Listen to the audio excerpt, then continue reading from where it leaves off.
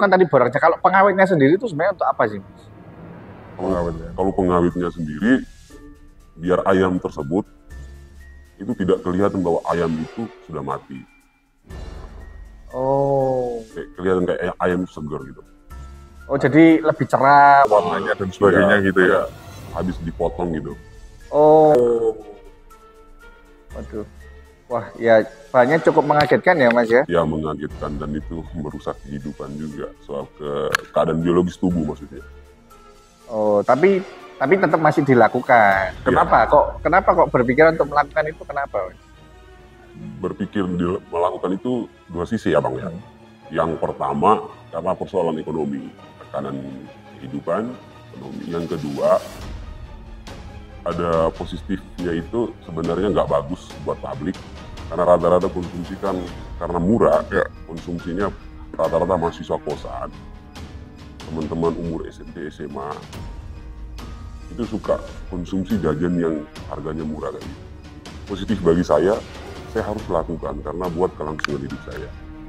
Oh, ya saya paham. Karena konsumen mintanya harga murah, terus porsinya banyak dan sebagainya, sedangkan sekarang harga-harga naik. Oh iya. Jadi mau nggak mau kita juga menyediakan seperti yang mereka minta. Padahal di sisi lain sebenarnya kita juga nggak mau menyediakan seperti itu. Iya, jujur sejujurnya saya nggak mau lakukan hal demikian.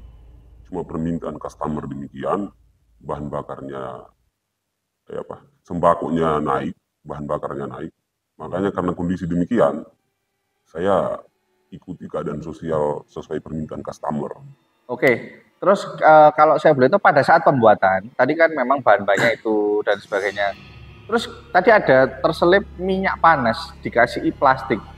Tujuannya untuk apa, Mas? Minyak panas dikasih plastik. Minyak panas plastiknya tidak diambil. Padahal orang-orang yang masak pada umumnya atau ibu-ibu di dapur dan kita semua dan saya sendiri, sebelum mengenal ayam Kentucky tersebut, itu sebenarnya minyak bungkusan plastik itu di mana-mana itu kan sampah sebenarnya, harus diambil, tempatnya ya di sampah. Kenapa harus di dalam kuali? Karena itu menjadikan tepung skripsi juga nanti akan menyatu dengan ayam. Kan itu nanti ayam kan dijadikan dengan tepung juga, dicampur sedemikian rupa, nanti ayam itu akan plastik tersebut akan lengket di ayam. Oh, jadi lebih crispy. Lebih crispy. Oh, lebih mengkilat juga. Lebih mengkilat. Jadi selama 7 tahun itu publik atau orang-orang yang konsumsi dengan plastik juga. Oh, jadi anggapannya plastik itu untuk supaya ayamnya itu mengkilat dan juga lebih crispy. Iya, betul. Nah, sekarang saya penasaran kalau misalkan Masnya buat itu, apakah Masnya ikut coba? Saya nggak nyoba karena saya tahu bahwa itu salah. Nggak baik untuk kesehatan. Jadi sama sekali nggak nyoba? Dikit pun nyicip pun nggak sama sekali. Oh, terus kalau memang nggak nyoba, caranya supaya Masnya tahu kalau itu enak atau enggak dari mana? Kalau saya boleh tahu. Pertama itu aku cuma pakai rasa aja, hirup baunya itu. Oke. Dari uapnya. Di sisi lain, saya kan awalnya kan saya eksperimen.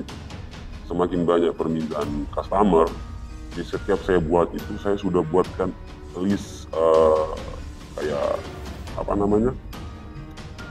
campurannya sekian, bisnisnya itu bumbunya sekian. Nah, itu saya sudah catat dan saya sudah hafal sekali bahwa padahal campuran takaran sekian, customernya banyak. Nah, itu yang saya pertahankan metode itu. Oh, berarti dengan anggapannya survei, jual gini, nggak laku, nggak laku gitu. Iya. Pernah nggak teman-teman suruh coba gitu? Pernah nggak? Ada nggak temen yang biasanya disuruh coba gitu nggak? Temen saya suruh coba. Ada, iya, tapi saya privat. Karena saat saya produksi, mereka nggak tahu. Oh, berarti anggapannya tiba-tiba ini ada ayam gitu. Iya. Terus mereka bilang enak ya, wis malah. Saya seneng. Oh ya, ini berarti berhasil kan Ya, gitu ya. Malah saya suruh, ayo dong beritahu ke teman-temanmu bahwa nanti main ke warungku beli ayam saya harga murah meriah. Oh, nah ini penasaran saya kan. Biasanya ayam itu kan kalau untuk pinggiran jalan per potong kan 13.000, 15.000, 20.000 ya, Mas. Iya. Itu untuk ayam crispy pada umumnya. Kalau di Masnya sendiri itu dijual harga berapa dengan komposisi yang seperti itu? Saya jualnya 5.000, Bang.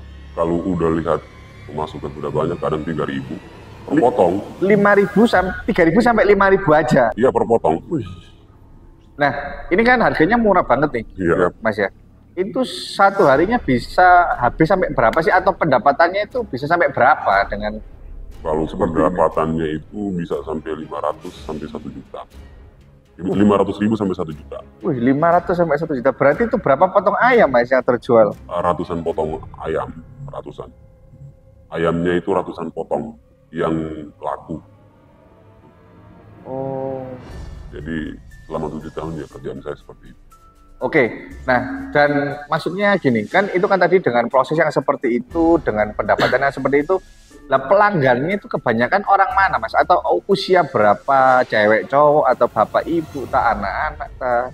Pelanggannya itu dari orang tua juga ada, anak muda juga ada, remaja beranjak ke dewasa juga banyak, anak-anak SMP juga banyak. Yang lebih-lebih arek-arek teman-teman kos, mahasiswa.